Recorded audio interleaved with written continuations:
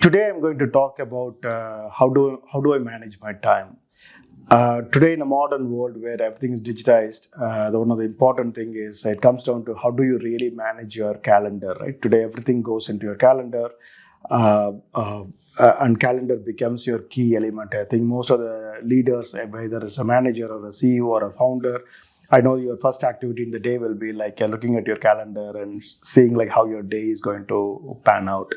So I wanted to give some tips or the way I run my calendar on a day to day basis. The first thing I do is for me it's a really a long term game.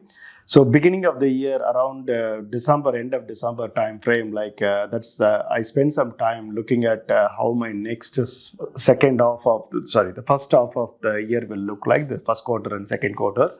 I review all my recurring meetings, existing recurring meetings, and I need to make sure whether they're still relevant. Because a lot of times, what happens is you would have accepted or you would have put through a lot of recurring meetings, and a lot of them would have become obsolete or no value. So it's a good time for you to review it.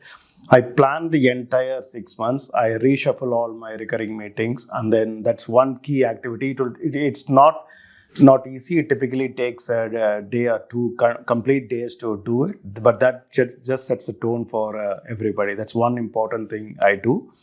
The second thing is how I do my weekly scheduling. So Monday mornings are my key management meetings day. The entire day is allocated only for my management meetings. So I have 7 direct reports at the moment in the company, all the products and the finance and COO and everything. So my Mondays are typically occupied with this 7 meetings.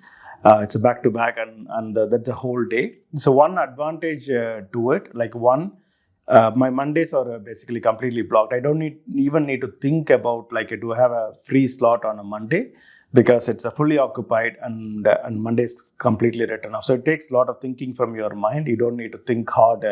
What am I going to work on Mondays?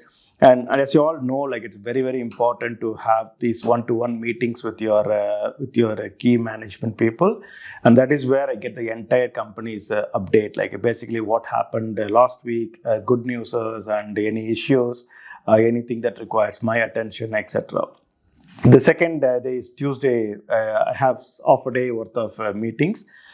Typically, I spend time with a lot of product groups. Since I come from a more technical background, I still like to spend more time on the product side.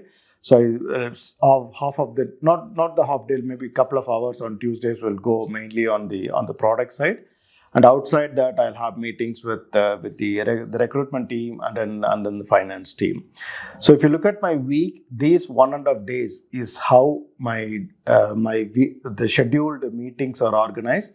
And I try to keep the remaining 3.5 days in a week completely free. Free in the sense, it's nothing really blocking or scheduled, because as a CEO, you will have a lot of day-to-day challenges to address. On the fly issues will come here and there, and you never know how your days are going to pan out. So I tend to keep the days as free as possible.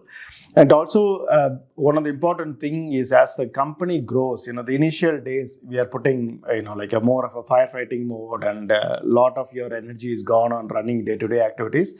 But once you scale the company, then you as a CEO, your thought process should be more strategic, and you need a lot of free time for you to think clearly and look at problems from a different perspective, rather than on a tensed mode. So that is one of the reasons why I scheduled it this way, and I've been doing it for quite some time now, and it's working extremely well. The one more important thing from a time management perspective I wanted to reveal is I am an early morning person. I start around 4:30 in the morning. The first 4:30 to 7:30 is a crucial time for me. Those 3 hours is a super productive time for me, and I've been doing this for nearly over 10 years now. Since the beginning of the company, this became as a habit. and it's extremely helpful. Like I don't have any meetings or any. I don't even go to things like emails or Teams, checking your Teams or anything. I plan the 3 hours extremely well.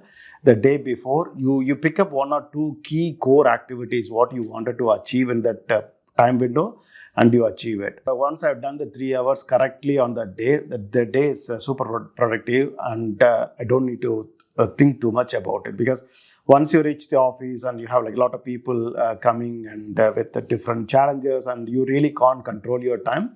So this is one more tip, one more practice which worked extremely well for me. So actually, I read a book long time ago called, I can't remember the author, it's called The Brain at Work. So everyone got a sweet spot, right? Some people are early risers, some people prefer to be late nighters, right? I've seen people who become super productive only at 10 o'clock in the night. From 10 to early morning, they can work freely, but they can never be able to wake up early. So you need to find out where is your sweet spot, and that sweet spot is your most productive time in a day. Every one of us will have something around 4 hours of productive time in a given day. Like all human beings, our anatomy is the same. So you need to figure out where is your sweet spot and make the most out of that sweet spot window to be super productive.